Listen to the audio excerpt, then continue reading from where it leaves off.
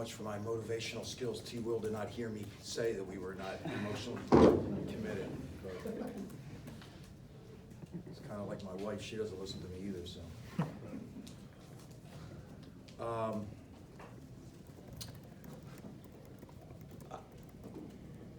I'm just in awe of the players' character. I'm in awe of the support staff's knowledge, Sadie Washington and Howard Isley. I managed that game, and Howard Isley coached the offense every possession, and Sadie Washington scout, and we collaborated on, how we wanted to try to deal with not just one of the best players in the country, but an offensive mind in Chris and his staff, and it was a challenge.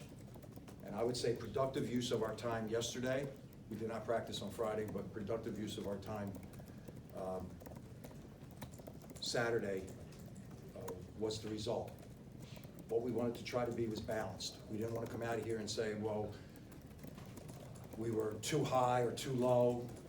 We didn't want to come out and say we're too physical. We just wanted balance. And I thought we did that. And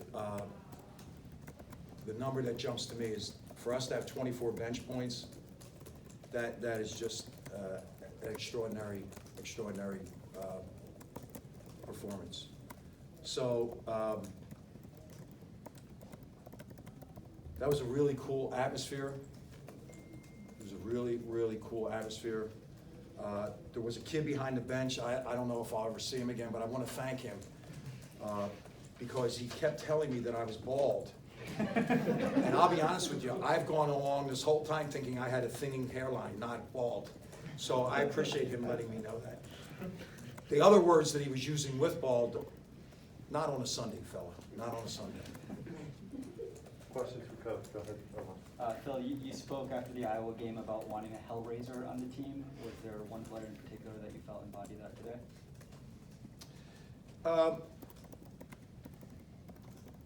Not really, not vocally, but their physical presence. The physical presence. When I looked for it, when I told them that Hunter would not be playing, and their presence didn't change. Earlier in the year, maybe we would have shriveled up and worried. But knowing that the change in kind of rotation, Terrence Williams moves up and Caleb played some 4, come on, Jerome Foles got in that game, right? And I just think that it was yesterday. There was a sense yesterday that, okay, well, we're going there. And I gave them this before the game, that when you compete, it's cool to say that, oh, we're competitors and we're competitors and we're competitors. But guess what? When you compete, if you and I are flipping coins, I want to win. So we came here to win. And I don't mean that in an arrogant way, but that Hellraiser was every single one of them. Every loose ball, the steals. I don't know what the numbers would say. Come on, 11 steals. That has to be our season high. We were on every ball. So we were raising hell on that court. Every guy that got in the game. When did you tell the team that Hunter would be The timeline, I went to Mass this morning at 7:30. Came out of Mass, and there was a text on my phone that he had been up all night. He had not fallen asleep till about 6 o'clock.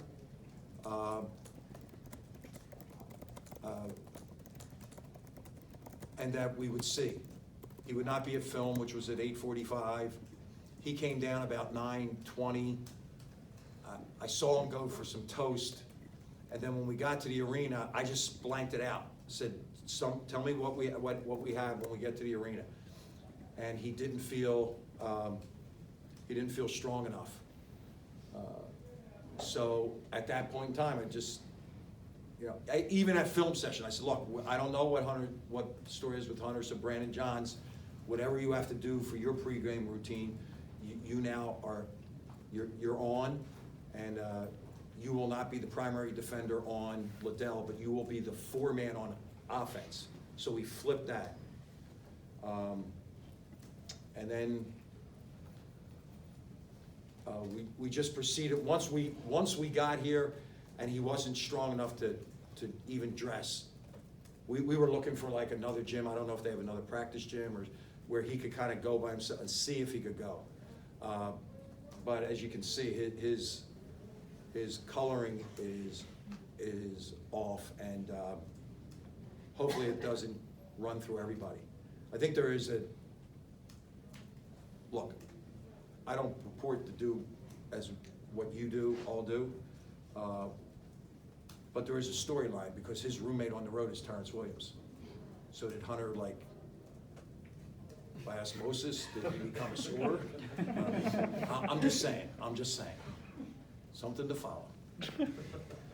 Devontae Jones at 14 points, 5 assists in the second half alone, 21-9 for the game. Can you speak to his growth down the stretch heading into the postseason? It seemed like anytime he needed a bucket, it was in his hands and he was getting the bucket. Well, obviously, if you look at his numbers at Coastal, they're eye-popping. We watched a lot of film to make sure that he was the right guy. That's a tough spot. It's a tough spot to be a point guard coming into a program that is successful. And you're coached by a pro. Like Howard Isley has been to the highest levels as a point guard. So he has a point guard whisperer, so to speak, and there's just been growth and a confidence, and we can't walk out of here and not acknowledge what Frankie Collins did, and Frankie Collins' growth is due to Devontae's growth. Devontae has been for us all year long a good practice player. I don't mean like the results are always good, but he gives you an honest effort, and to see him rewarded, and I can't tell you how many of those floaters we've taken. Like whatever that and I don't remember the man's name, but the good to great idea. Like we're closing in on 10,000 floaters, so we have confidence. He has confidence, and I'm really happy with his finishes. I just thought, I believe in college basketball, you win through your point guards. And certainly DJ led us today. Michael? Phil, during this the 5-game stretch where you were filling in for Jawan, did you, I guess, learn anything or see anything about this team where you were looking at it from a different perspective than what your role was previously? Did that allow you to learn anything new or glean anything about this group?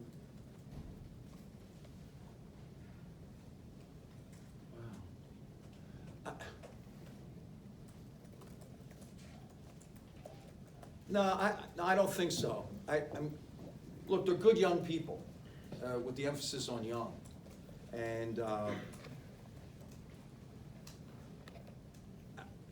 I thought this, but I am amazed at, like, they're resilient in that there was an easy excuse to not play well against Rutgers, right? That was easy, and then to come back after Illinois, that was physical. That was a physical challenge, Illinois. And yet we came back and we had this energy. And I think besides resilient, I would say adaptability. Because there are some things that I do different. Like, it's a small thing. Like, I don't use a whistle in practice. I would rather train them to listen to my voice. Not train in terms of like, I would rather coach them to listen for my voice. Jawan uses a whistle. That was different. So they were adaptable, and they allowed us to coach them. And they allowed us to direct. No excuses. No excuses, right? Had we walked out of here instead of 3-2, 2-3, no excuses. We weren't good enough the 2 nights. We weren't good enough. But I would say resiliency and adaptability. Okay, coach, that's all the time we have. Thank